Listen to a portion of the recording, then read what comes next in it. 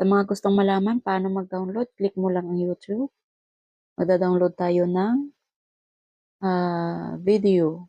Tapos plus sa baba, mamili lang kayo ng video, short or live. And then, ayan, i-click mo tong video na to.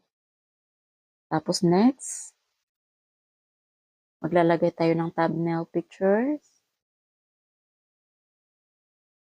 Ayan.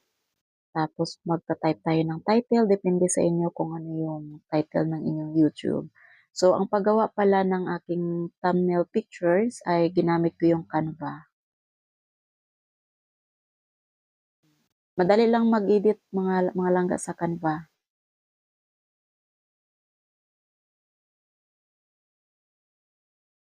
So, i-next na natin.